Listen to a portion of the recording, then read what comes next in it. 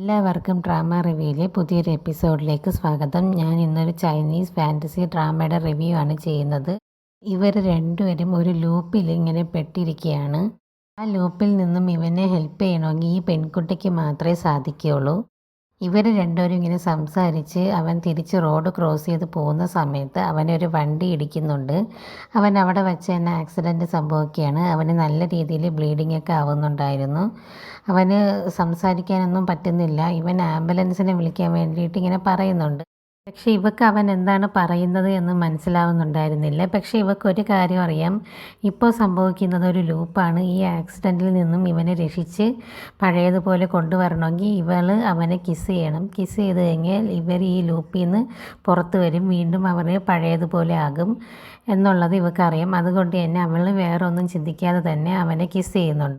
പക്ഷേ ഇവൻ വിചാരിച്ച് വെച്ചിരിക്കുന്നത് ഇവൾ കിസ് ചെയ്ത് കഴിഞ്ഞാൽ അവൻ്റെ ലൈഫ് എൻഡായി പോകുമെന്നായിരുന്നു. അങ്ങനെ ഒരു ചെറിയൊരു തെറ്റിദ്ധാരണ ഇവർക്കിടയിൽ ഉണ്ടാകുന്നുണ്ട്. പക്ഷേ ഇവൾ കിസ് ചെയ്യുമ്പോൾ തന്നെ ആ ഒരു ആക്സിഡൻറ്റ് സീൻ അവിടെ നിന്ന് മാറിയും ഇവർ പഴയതുപോലെ ആവുകയും ചെയ്യുന്നുണ്ട്. പഴയതുപോലെ രണ്ടുപേരും അവരവരുടെ റൂമിൽ കിടന്ന് ഉറങ്ങുകയാണ്. ഇവൾ കിസ് ചെയ്ത് കാരണം അവനെ ആ ആക്സിഡൻറ്റിൽ നിന്നും അവൾക്ക് രക്ഷപ്പെടുത്താൻ പറ്റുന്നുണ്ടായിരുന്നു. ഇവർ പഴയതുപോലെ അവരവരുടെ റൂമിൽ കിടന്നുറങ്ങുന്ന ഒരു സ്വപ്നം കണ്ട് എണീക്കുന്ന പോലത്തെ ഒരു ഫീലിൽ ഇവർ എണീക്കുന്നുണ്ട്. പക്ഷേ ഇവരൊരു ലൂപ്പിൻ്റെ ഉള്ളിൽ പെട്ടുപോയിരിക്കുകയാണെന്നുള്ള കാര്യം ഇവർക്കറിയാം. ഈ ഒരു ആക്സിഡൻറ്റ് വീണ്ടും റിപ്പീറ്റായി തന്നെ സംഭവിക്കുമെന്നും ഇവർക്കറിയാം. അവനെ കിസ് ചെയ്താൽ മാത്രമേ ആ ലൂപ്പ് അവസാനിപ്പിച്ച് അവർക്ക് പഴയതുപോലെ വീണ്ടും മുമ്പോട്ട് പോകാൻ കഴിയുകയുള്ളൂ. അടുത്തൊരു ലോങ് വീഡിയോ റിവ്യൂ ആയിട്ട് വരുന്നതായിരിക്കും. താങ്ക്